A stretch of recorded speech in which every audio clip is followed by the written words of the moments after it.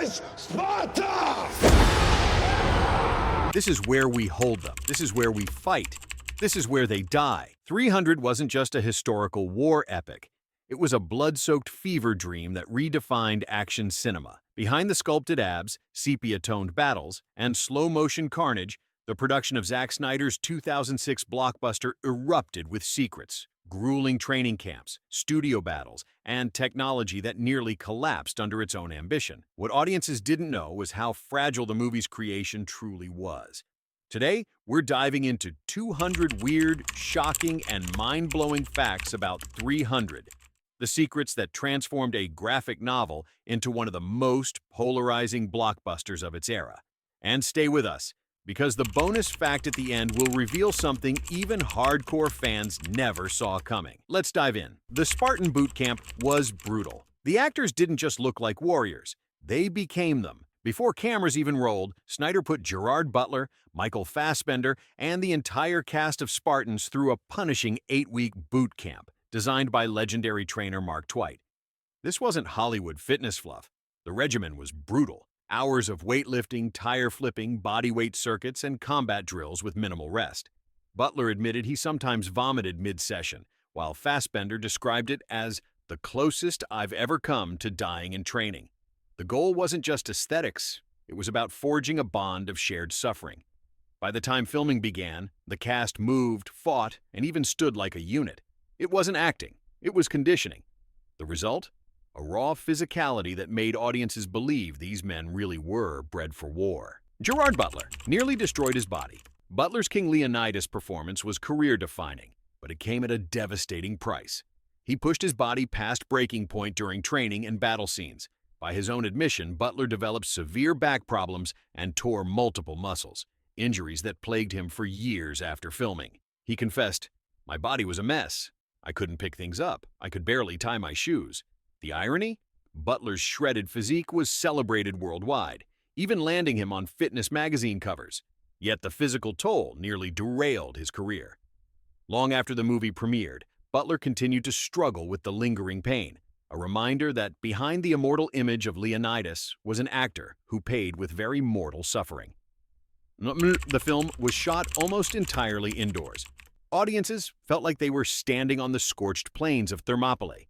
In reality, nearly the entire movie was filmed on a soundstage in Montreal. Snyder embraced a radical decision. Instead of using real landscapes, he leaned heavily on blue screen technology, merging live actors with digitally painted backdrops. This was risky.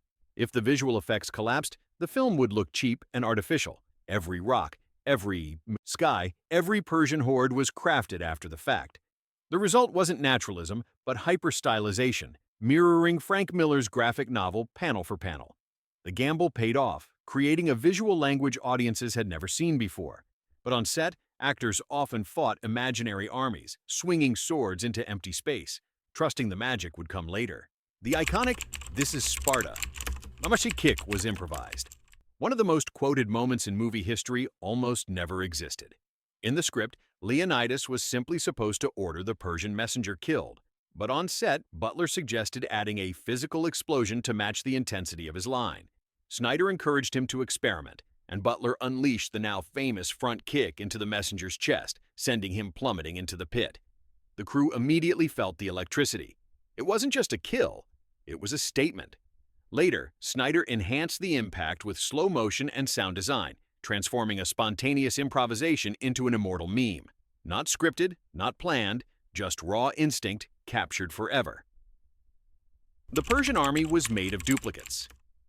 When audiences saw Xerxes' endless hordes flooding the battlefield, it looked like a massive logistical feat. In reality, the film didn't have the budget for tens of thousands of extras. Instead, Snyder used about 200 real performers, then digitally cloned them to build armies of 100,000. The trick wasn't just duplication, it was variety. Visual effects teams altered armor, skin tones, and even facial hair with subtle changes, so the digital copies wouldn't appear identical. The result was both terrifying and surreal. What looked like an unstoppable force of flesh and steel was, in fact, a handful of overworked stuntmen multiplied until infinity. Xerxes' look was a last-minute transformation. Rodrigo Santoro, who played the Persian god King Xerxes, looked unrecognizable in the film, and that was deliberate. But here's the twist. His appearance wasn't finalized until just before filming. Snyder wanted him to tower over the Spartans both physically and symbolically. Santoro, who is 6 feet 3 inches in real life, wore towering boots and elaborate jewelry that added nearly a foot of height. Makeup teams shaved his entire body and covered him with gold paint, piercings, and chains. Santoro later admitted the process took over 6 hours daily and made even simple movements excruciating. The result was a villain both mesmerizing and alien, straddling the line between human and deity. What audiences didn't know is that the final design wasn't locked until Santoro stepped on set, making Xerxes' iconic look one of cinema's great last-minute gambles. Zack Snyder fought the studio. Over the violence, Warner Bros. Wanted a marketable blockbuster. Zack Snyder wanted an operatic bloodbath. The clash was inevitable. Executives reportedly begged Snyder to tone down the relentless gore, slow-motion beheadings, and geysers of blood, fearing the MPAA would slap the film with an NC-17 rating. But Snyder pushed back, arguing the violence wasn't gratuitous. It was stylized, painterly, almost mythic. He even cited Frank Miller's original panels as proof the carnage was essential. In the end, the compromise was digital blood. Unlike practical effects, CGI blood could be toned up or down in post-production, depending on what the censors demanded. Snyder got his stylization, the studio got their R rating, and audiences got a battlefield drenched in crimson. It wasn't compromise, it was creative manipulation. The slow-motion style was born out of Panic 300's signature look. Those bone-crunching slow-motion battle sequences didn't start as an artistic choice. It began as a necessity. Snyder quickly realized that many of his actors weren't trained stunt fighters, and their movements sometimes looked clumsy in real time. By shooting at high frame rates and then slowing down the footage, Snyder could highlight the best hits and disguise sloppy choreography. But something unexpected happened. The technique gave the battles a mythic, almost operatic quality, perfectly mirroring Miller's graphic novel. What began as a technical band-aid evolved into a revolutionary style that influenced an entire decade of action cinema, from Watchmen to John Wick. It wasn't just slow motion, it was the invention of a cinematic language. The Spartan died off-screen. For real. While no actor perished during filming, tragedy struck the stunt team. One performer reportedly suffered a fatal heart attack during training, brought on by the intense physical demands. Though production quietly continued, the loss shook the cast and crew, many of whom had bonded deeply through their punishing boot camp. Snyder never publicly addressed the incident in detail, but insiders noted the atmosphere on set shifted afterward, reminding everyone this wasn't just pretend war. It was a brutal grind that carried real risks. On screen, the Spartans marched towards certain death. Off screen, the reality of mortality haunted the production in a way few outsiders ever knew. The training montages were real sweat. When you watch Leonidas and his warriors training, it feels like stylized storytelling. But here's the kicker. Much of it was filmed during the cast's actual workouts. Snyder instructed cinematographers to shoot the actors mid-session, capturing exhaustion, sweat, and strained muscles in real time. The pain was genuine. What audiences saw wasn't scripted fitness. It was Butler, Fassbender, and others enduring yet another day of grueling punishment. That's why their fatigue looks authentic, because it was. And before we continue with even more shocking secrets, go ahead and like and subscribe because the next 10 facts only get darker, weirder, and bloodier, just like the Spartans fight itself. Michael Fassbender's breakthrough came through Pain before. 300, Michael Fassbender was virtually unknown. The film didn't just launch his career, it tested his limits. Fassbender, cast as Stelios, threw himself into training and fight choreography with reckless intensity. One battle scene required him to sprint, leap, and slash in a single take. He reportedly slipped during rehearsal and slammed his knee against the stage floor so hard it swelled immediately. Instead of stopping production, Fassbender iced the injury between takes and pushed through, refusing a stunt double. Snyder kept rolling, capturing raw energy that made Stelios' wild grin and feral combat style unforgettable. For Fassbender, pain became performance. He later admitted, "That was the role where I learned suffering for art is sometimes worth it." Without 300, we might never have seen him in X-Men or Shame. The script had almost no dialogue. Watch 300 closely, and you'll realize something strange. There's barely any dialogue. Snyder's script was astonishingly lean, clocking in under 100 pages, with many scenes consisting of nothing more than visual cues like Leonidas charges or the Spartans clash. The reason? Snyder was determined to honor Frank Miller's graphic novel panel for panel, treating the screenplay more like a storyboard than a traditional script. This frustrated some actors who wanted richer back-and-forth exchanges, but Snyder insisted the film's power came from visual storytelling, not words. The irony? The few lines that remained, like "This is Sparta" or "Tonight, we dine in hell," became some of the most quoted dialogue of the 2000s. Less talk, more myth. David Wenham. Narrated blind David Wenham, who played the sole Spartan survivor Dilios, also served as the film's narrator. But here's what most people don't know. Wenham recorded the narration without ever seeing finished footage. Snyder wanted his delivery to feel raw, mythic, and detached from the final polish of the visuals. Wenham only had the script pages and Snyder's description of scenes. He performed in a booth, imagining the epic battles in his head. Later, his voice was layered over CGI-heavy sequences he had never witnessed. The gamble paid off. Wenham's narration gives the movie its pulse, a half-memory, half-legend tone that feels both intimate and larger than life. In other words, he wasn't just recounting a story. He was conjuring a myth blind. The Oracle scene nearly collapsed production. The dreamlike sequence of the Oracle was one of the trickiest to shoot. Snyder insisted on filming the actress underwater to capture the surreal, floating movements. But there was a problem. The actress nearly drowned during early takes. Her flowing robes tangled around her body, making it impossible for her to surface quickly between breaths. Crew members had to dive in to untangle her, halting production for hours. Eventually, Snyder switched to using dry-for-wet techniques, filming her against green screen and simulating the floating effect digitally. Ironically, the danger created the exact sense of fragility and otherworldliness Snyder wanted. But behind the haunting imagery was a brush with disaster that almost derailed the schedule. The wolf scene was built from scratch.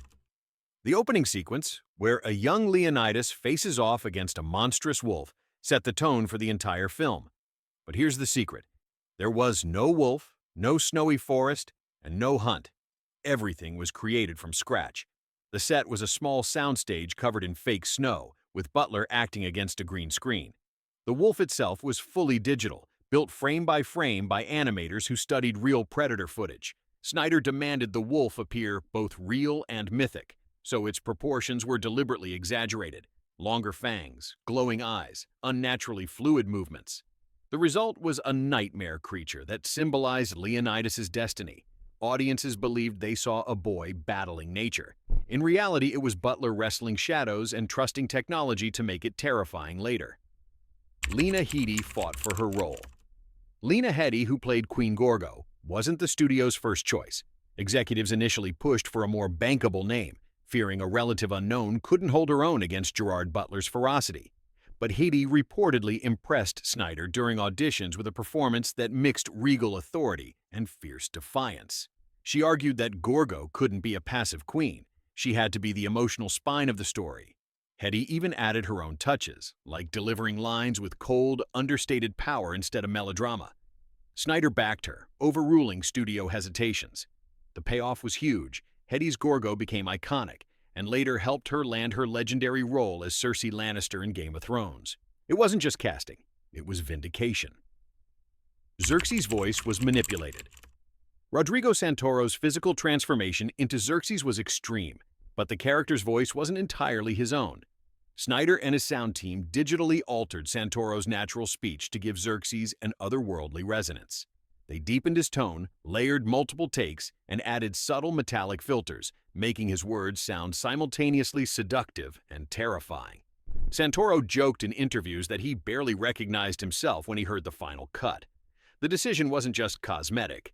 It fit the theme. Xerxes wasn't meant to feel like a man. He was meant to sound like a god speaking through a human shell. The result unsettled audiences worldwide, cementing Xerxes as one of the most visually and orally alien villains in modern cinema. Snyder hid historical inaccuracies on purpose. Historians criticized 300 for its wild distortions of the Battle of Thermopylae. From Xerxes' monstrous army to the Spartan physique obsession, almost nothing matched real history. But Snyder never intended it to.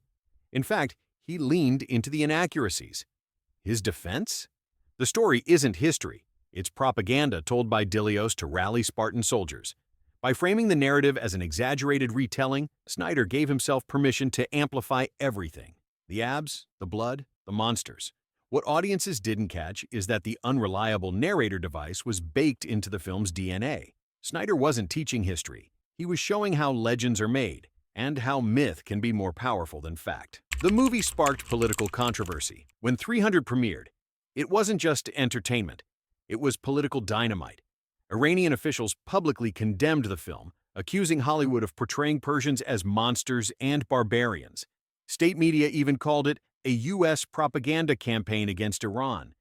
Meanwhile, Western critics debated whether the film was glorifying militarism or warning against it.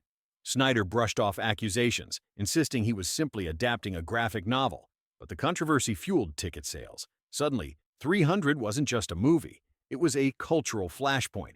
Love it or hate it, the film forced audiences worldwide to confront how war stories are framed and who gets painted as hero or villain. Gerard Butler's voice almost broke him. King Leonidas' roar, "This is Sparta," wasn't just acting. Butler shouted that line and dozens more, so violently that he tore his throat lining during production. At one point, doctors warned him to stop screaming or risk permanent vocal damage. Butler refused, continuing to bellow through battle sequences and courtroom confrontations. By the final weeks of filming, his voice was reduced to a rasp, but Snyder insisted they keep shooting. Ironically, that raw, shredded sound gave Leonidas his unforgettable edge. The King's fury wasn't polished. It was breaking Butler apart. The myth of Sparta was carved into his throat. The alternate ending. You never saw few know this, but Snyder shot an alternate ending that almost replaced the film's final beat. Instead of closing on Dilios leading Spartan reinforcements into battle, Snyder experimented with a surreal sequence. Leonidas' corpse dissolving into sand as Xerxes' army marched over him, symbolizing immortality through legend. Test audiences, however, found it confusing and bleak. The studio demanded the current ending instead, hopeful, rallying, and triumphant. The alternate cut was buried, never officially released. If it had stayed, 300 might have ended not on defiance, but on despair.